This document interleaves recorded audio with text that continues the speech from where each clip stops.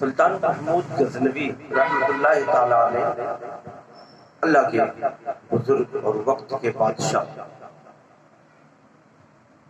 سلطان محمود غزنوی رحمۃ اللہ تعالی علیہ نے ایک بار اپنے دربار میں بیٹھ کر یہ فرمایا کہ میں خضر علیہ السلام کو دیکھنا چاہتا ہوں، ان سے ملنا چاہتا ہوں۔ اب ایک بندہ غریب تھا، وہ دربار میں اٹھا اور اٹھنے کے بعد کہا کہ میں خضر سے ملاقات کراؤں گا۔ کہا اچھا، کہا حضور میں ملاقات کراؤں گا۔ اب اس بندے نے کہا کہ دیکھیے میں غریب آدمی ہوں، اب ملاقات کرانے کے لیے بہت سارے ذکر و اذکار، بہت سارے وظائف ہیں جنہیں میں پڑھوں گا، بہت ساری نمازیں پڑھوں گا، وظائف پڑھوں گا، اس کے بعد وہ طاقت میرے پاس آئے گی تب میں خضر سے ملاقات کروں گا، اس میں 6 مہینے لگ جائیں گے۔ سلطان محمود غزنوی نے فرمایا ٹھیک ہے۔ اس غریب نے کہا یہ 6 مہینے جو میں ذکر و اذکار کروں گا نا، تو یہ 6 مہینے کا میرے پورے گھر کا خرچہ آپ کو دینا ہوگا۔ اب وہ بادشاہ وقت تھے، سلطان نے کہا کہ ٹھیک ہے کوئی بات نہیں، میں آپ کے گھر کا خرچہ دوں گا۔ 6 مہینے تک خرچہ دیتے رہے۔ 6 مہینہ جب گزر گیا، اس آدمی کو بلایا، کہا کہ کوئی طریقہ بنا خضر علیہ السلام سے ملاقات کا۔ اب وہ غریب آدمی کہتا کہ حضور تھوڑا وظیفہ فالٹ ہو گیا، وظیفہ تھوڑا رانگ ہو گیا، 6 مہینہ اور چاہیے۔ جب 6 مہینے کہا جاؤ، پھر 6 مہینے کا وقت دیا، پھر کھانا پینا دیا، 1 سال گزر گیا۔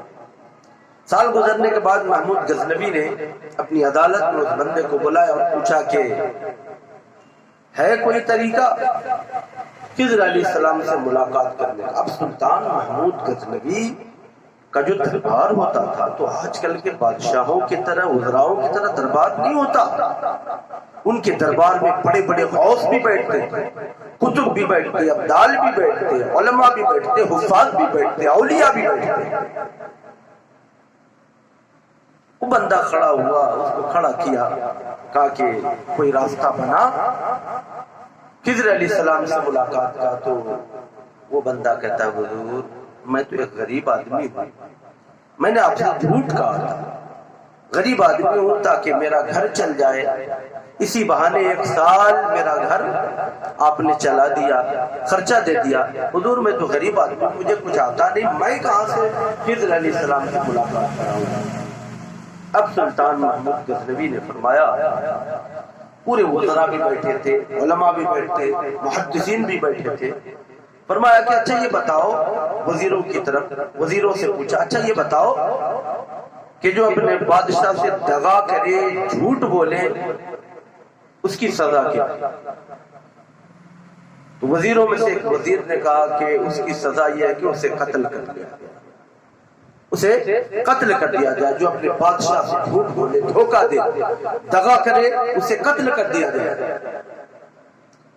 اب اسی محفل میں ایک بزرگ بیٹھے تھے، بڑے حسین، بڑے خوبصورت، وہ کھڑے ہوئے اور کھڑے ہو کر اس وزیر کی بات پہ کہا کہ بادشاہ سلامت، اس نے جو کہا کہ قتل کرو تو اس نے صحیح کہا۔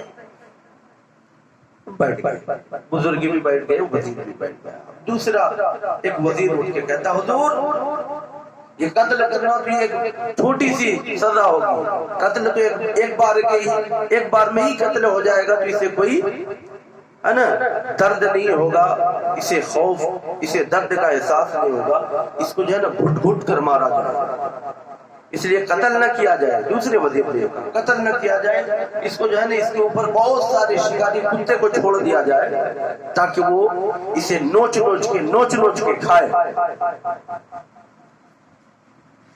پھر وہ بزرگ کھڑے ہوئے، وہی بزرگ جو بیٹھے تھے نورانی شکل والے کھڑے ہوئے، اور کھڑے ہونے کے بعد بزرگ نے کہا کہ ہاں اس نے بھی سچ کہا۔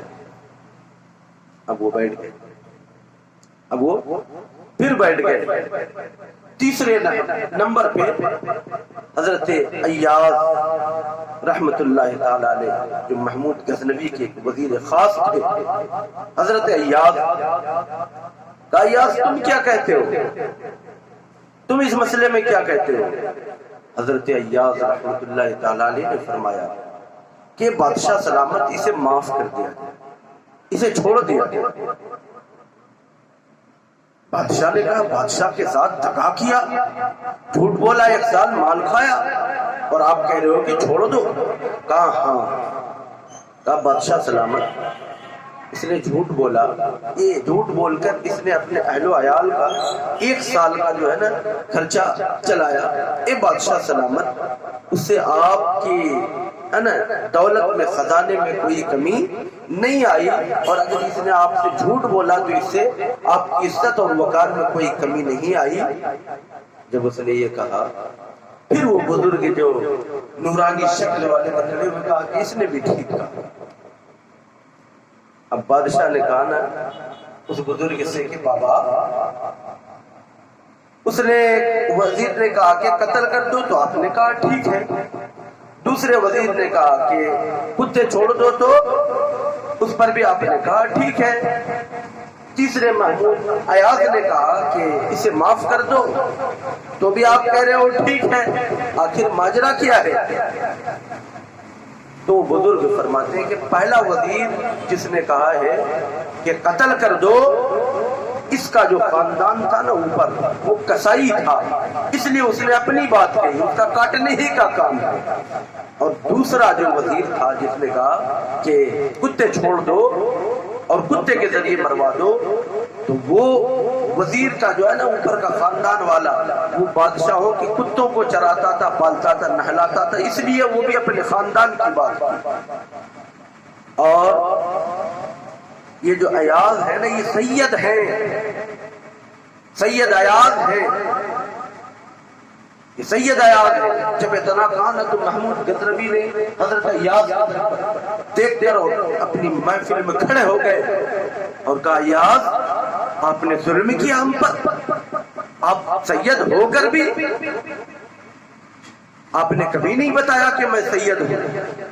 تو اس بزرگ نے فرمایا یہ سید ہیں، یہ رحم کی بات کرتے ہیں، یہ رحم کی بات کرتے ہیں، یہ اتنے رحیم اور کریم ہیں کہ کربلا میں سارا قافلہ لٹنے کے بعد بھی لوگوں کو معاف کر دیا، یہ سید ہے۔ جب اتنی بات کہی نا تو حضرت محمود ایاز جو تھے انہوں نے کہا کہ اب چونکہ اس بزرگ نے میرا راز کھول دیا ہے تو بادشاہ میں بھی ایک راز کھولتا ہوں، اور وہ راز یہ ہے کہ خضر کہیں اور کوئی اور نہیں، یہی بزرگ خضر علیہ السلام۔ اللہ اکبر، یہ مقام اور مرتبہ، یہ ولایت، یہ منصب پہلے کے بادشاہ اور وزیروں کو بھی ہوا کرتا تھا کہ وہ دنیا کا بھی کام سنبھالتے تھے اور اپنے رب سے بھی لو لگاتے تھے۔ ایک ہی سب میں کھڑے ہو گئے محمود ایاز، نہ کوئی بند رہا اور نہ کوئی بند نواز۔